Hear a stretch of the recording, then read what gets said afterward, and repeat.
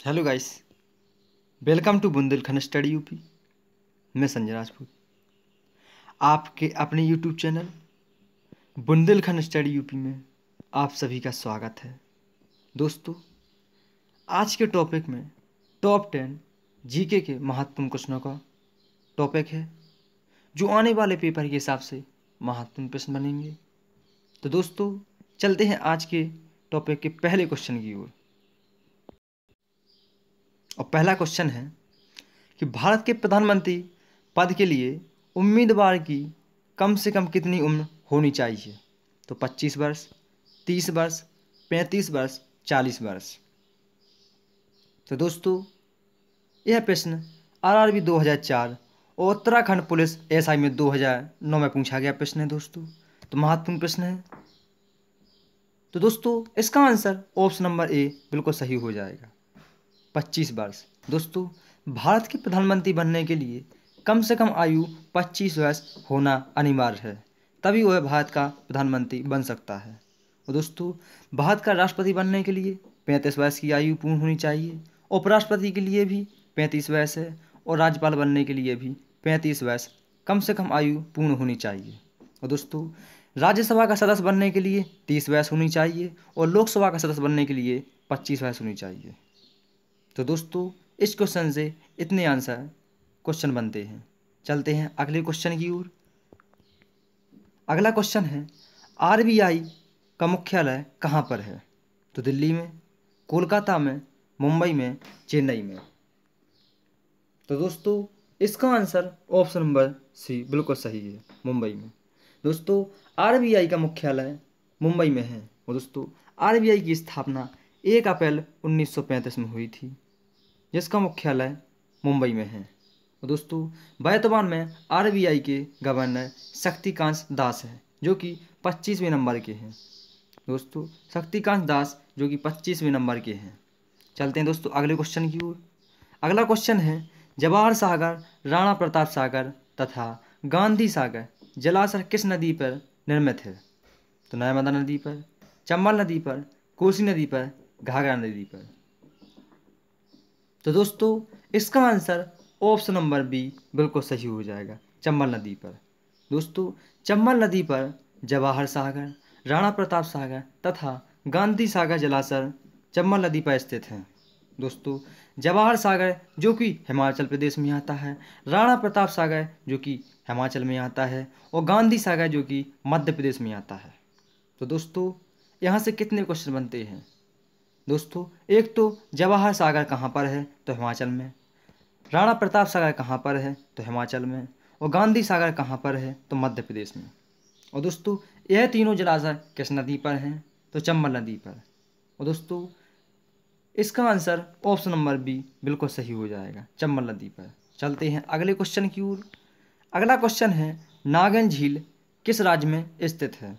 दोस्तों, नागिन झील किस राज्य में स्थित है? तो जम्मू कश्मीर में, मध्य प्रदेश में, झारखंड में, उत्तराखंड में। तो दोस्तों, इसका आंसर ऑप्शन नंबर ए बिल्कुल सही हो जाएगा, जम्मू कश्मीर में। नागिन झील जम्मू कश्मीर में स्थित है। और दोस्तों, जम्मू कश्मीर वर्तमान में एक केंद्र शासित प्रदेश है, क्योंकि 31 अक्टूबर 2019 को जम्मू कश्मीर दो भागों में बंट गया था, एक दोस्तों लद्दाख और एक जम्मू कश्मीर। वर्तमान में जम्मू कश्मीर और लद्दाख दोनों केंद्र शासित प्रदेश बन गए हैं। यह दोस्तों 31 अक्टूबर 2019 को बने थे, क्योंकि दोस्तों 31 अक्टूबर को सरदार वल्लभ भाई पटेल की जयंती यानी राष्ट्रीय एकता दिवस के रूप में मनाते हैं। और दोस्तों, सरदार वल्लभ भाई पटेल भारत के प्रथम उप प्रधानमंत्री हैं।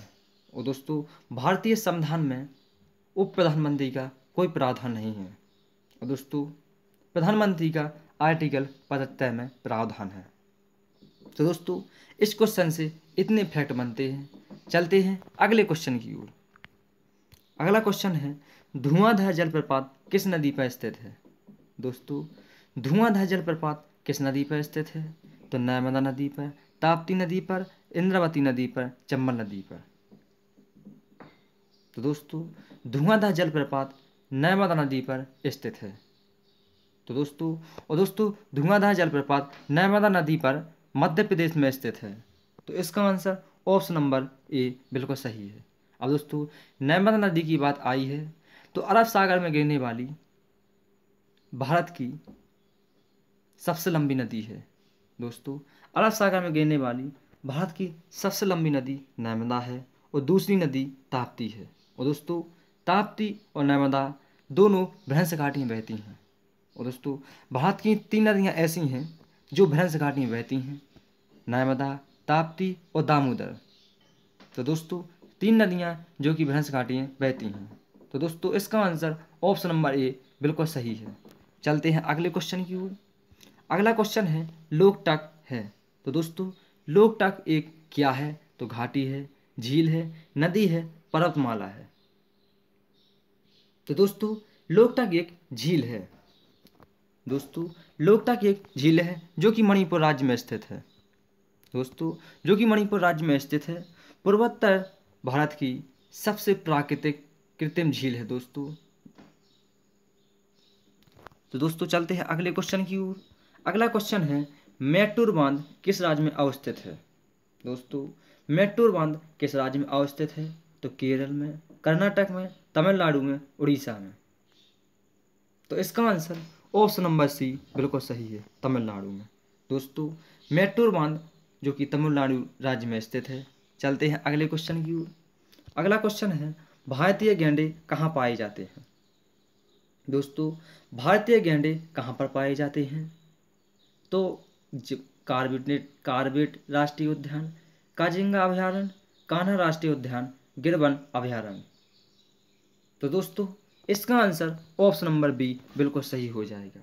भारतीय गैंडे काजीरंगा अभयारण्य में पाए जाते हैं। और दोस्तों काजीरंगा कहाँ पर है? तो काजीरंगा असम में पाया जाता है। सॉरी दोस्तों काजीरंगा असम में है। और दोस्तों कार्बेट राष्ट्रीय उद्यान कहाँ पर है? तो यह दोस्तों उत्तराखंड में है। कहाँ पर दोस्तों? उत्तराखंड में, जो कि भारत का सबसे पुराना राष्ट्रीय उद्यान है। और दोस्तों इसका पूर्व नाम हेली नेशनल पार्क था। और दोस्तों अब वर्तमान में इसका नाम जिम कॉर्बेट नेशनल पार्क है, जो कि भारत का सबसे पुराना नेशनल पार्क है। और दोस्तों यहाँ से एक और क्वेश्चन बनता है कि जिम कॉर्बेट नेशनल पार्क के बीचों बीच से कौन सी नदी निकलती है? तो रामगंगा नदी निकलती है। और दोस्तों कान्हा राष्ट्रीय उद्यान जो कि मध्य प्रदेश में है। और दोस्तों मध्य प्रदेश से एक और क्वेश्चन बनता है कि पेंच नेशनल पार्क कहाँ पर है? तो दोस्तों पेंच नेशनल पार्क मध्य प्रदेश और महाराष्ट्र दोनों की सीमाओं पर स्थित है। और दोस्तों गिरवन अभयारण्य जो कि गुजरात में है। और दोस्तों गिर अभयारण्य किस लिए प्रसिद्ध है? तो एशियाटिक लायन के लिए प्रसिद्ध है। तो दोस्तों इस क्वेश्चन से इतने फैक्ट बनते हैं। चलते हैं अगले क्वेश्चन की ओर। अगला क्वेश्चन है दुधवा राष्ट्रीय उद्यान कहाँ पर स्थित है? दोस्तों दुधवा राष्ट्रीय उद्यान कहाँ पर स्थित है? तो मध्य प्रदेश में, उत्तर प्रदेश में, तमिलनाडु में, उड़ीसा में। तो इसका आंसर ऑप्शन नंबर बी बिल्कुल सही है। दोस्तों दुधवा राष्ट्रीय उद्यान उत्तर प्रदेश में स्थित है। तो दोस्तों अब उत्तर प्रदेश की बात आई है तो उत्तर प्रदेश की कैपिटल लखनऊ। और लखनऊ से एक क्वेश्चन बनता है कि लखनऊ किस नदी के किनारे है? तो दोस्तों लखनऊ गोमती नदी के किनारे है। और दोस्तों गोमती नदी के किनारे एक और शहर है, वह शहर जौनपुर है। और दोस्तों गोमती नदी गंगा नदी की सहायक नदी है, जो कि फुलोहल झील से निकलती है। और फुलोहल झील उत्तर प्रदेश के पीलीभीत जिले में है। सॉरी दोस्तों फुलोहल झील उत्तर प्रदेश के पीलीभीत जिले में है। तो यहाँ से दोस्तों इतने फैक्ट बनते हैं। चलते हैं अगले क्वेश्चन की ओर। अगला क्वेश्चन है दोस्तों इंपोर्टेंट क्वेश्चन है, विश्व का एकमात्र तैरता हुआ राष्ट्रीय उद्यान केबुल लामजाओ कहाँ पर स्थित है? दोस्तों विश्व का एकमात्र तैरता हुआ राष्ट्रीय उद्यान केबुल लामजाओ कहाँ पर स्थित है? तो नेपाल में, भूटान में, मणिपुर में, मिजोरम में। तो दोस्तों इसका आंसर ऑप्शन नंबर सी बिल्कुल सही हो जाएगा। मणिपुर में विश्व का एकमात्र तैरता हुआ राष्ट्रीय उद्यान केबुल लामजाओ स्थित है, जो कि दोस्तों मणिपुर में ही पूर्वोत्तर भारत की एक कृत्रिम झील है जिसका नाम है लोकटक झील। दोस्तों लोकटक झील का जिक्र अभी आगे वीडियो में कर चुके हैं। तो दोस्तों इसका आंसर ऑप्शन नंबर सी बिल्कुल सही हो जाएगा। तो दोस्तों चलते हैं अगले क्वेश्चन की ओर। अगला क्वेश्चन है काजीरंगा किस लिए जाना जाता है?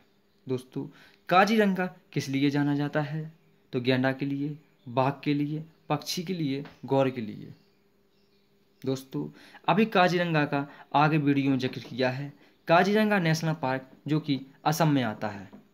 तो दोस्तों इसका आंसर ऑप्शन नंबर ए बिल्कुल सही हो जाएगा। काजीरंगा एक सींग वाले गैंडे के लिए प्रसिद्ध है। चलते हैं अगले क्वेश्चन की ओर। अगला क्वेश्चन है दोस्तों, मानस पशु विहार किस राज्य में स्थित है? दोस्तों मानस पशु विहार किस राज्य में स्थित है? तो राजस्थान, असम, झारखंड, छत्तीसगढ़। तो इसका आंसर आपको दोस्तों कमेंट बॉक्स में देना है।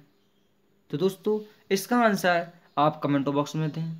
आज का सेशन कैसा लगा कमेंट बॉक्स में ज़रूर बताएं, और दोस्तों वीडियो को लाइक करें, शेयर करें, और दोस्तों जो दोस्तों हमारे चैनल में नए हैं वो दोस्तों चैनल को सब्सक्राइब कर लें और बेल आइकन दबा दें ताकि हर एक नोटिफिकेशन आप तक पहुंचती रहे।